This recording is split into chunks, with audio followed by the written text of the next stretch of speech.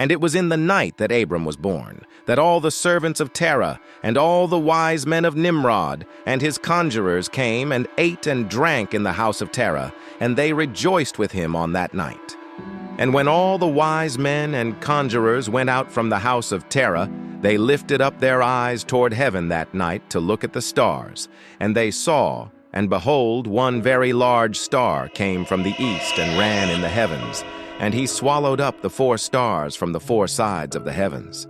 And all the wise men of the king and his conjurers were astonished at the sight, and the sages understood this matter, and they knew its import.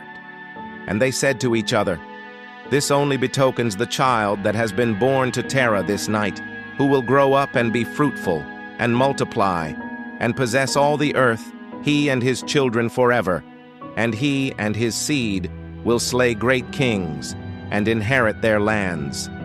And the wise men and conjurers went home that night, and in the morning all these wise men and conjurers rose up early, and assembled in an appointed house. And they spoke and said to each other, "Behold, the sight that we saw last night is hidden from the king. It has not been made known to him. And should this thing get known to the king in the latter days, he will say to us, 'Why have you concealed this matter from me?' And then we shall all suffer death. Therefore now let us go and tell the king the sight which we saw, and the interpretation thereof, and we shall then remain clear." And they did so.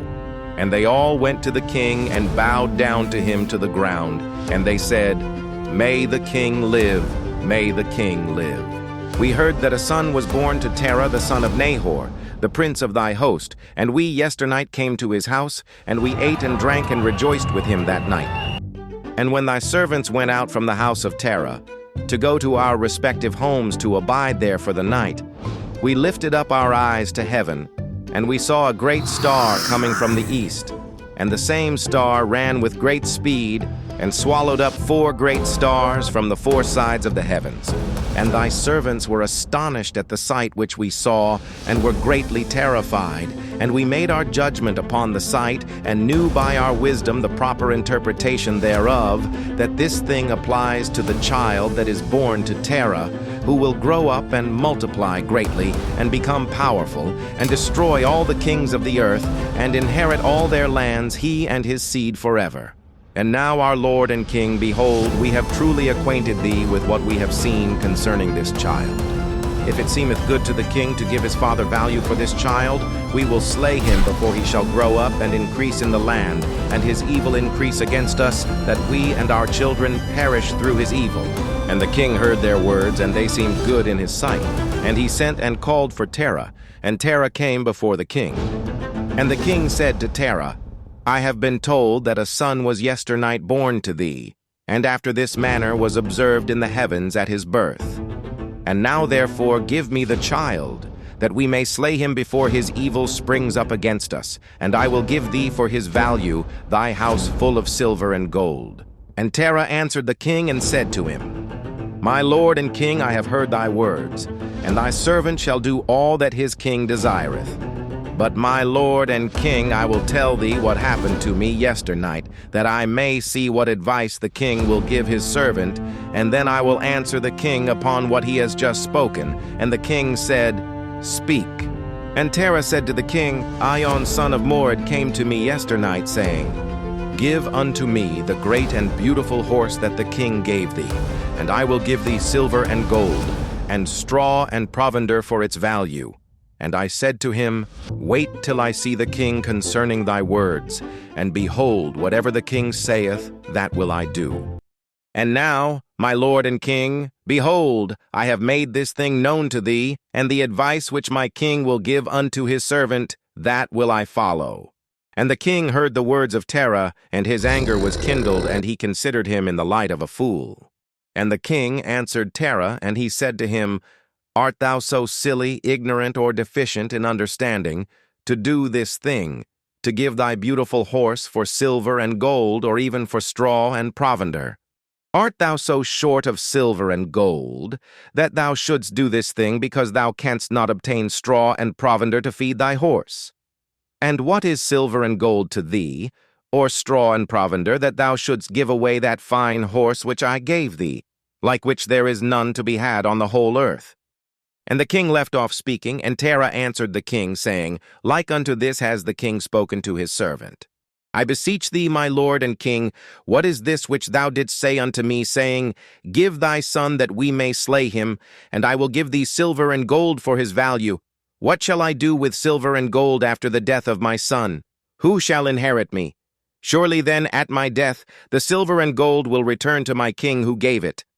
And when the king heard the words of Terah, and the parable which he brought concerning the king, it grieved him greatly, and he was vexed at this thing, and his anger burned within him.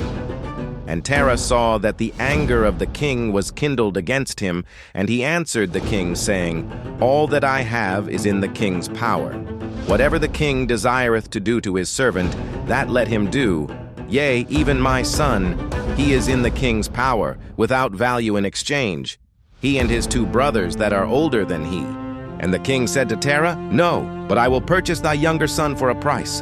And Terah answered the king, saying, I beseech thee, my lord and king, to let thy servant speak a word before thee, and let the king hear the word of his servant. And Terah said, Let my king give me 3 days' time till I consider this matter within myself, and consult with my family concerning the words of my king. And he pressed the king greatly to agree to this. And the king hearkened to Terah. And he did so, and he gave him 3 days' time. And Terah went out from the king's presence, and he came home to his family, and spoke to them all the words of the king. And the people were greatly afraid. And it was in the 3rd day that the king sent to Terah, saying, Send me thy son for a price as I spoke to thee. And shouldst thou not do this, I will send and slay all thou hast in thy house, so that thou shalt not even have a dog remaining. And Terah hastened. And he took a child from one of his servants, which his handmaid had borne to him that day. And Terah brought the child to the king, and received value for him. And the Lord was with Terah in this matter, that Nimrod might not cause Abrams' death. And the king took the child from Terah, and with all his might dashed his head to the ground, for he thought it had been Abram. And this was concealed from him from that day, and it was forgotten by the king, as it was the will of providence not to suffer Abram's death. And Terah took Abram his son secretly, together with his mother and nurse, and he concealed them in a cave, and he brought them their provisions monthly. And the Lord was with Abram in the cave, and he grew up. And Abram was in the cave 10 years, and the king and his princes, soothsayers and sages, thought that the king had killed Abram.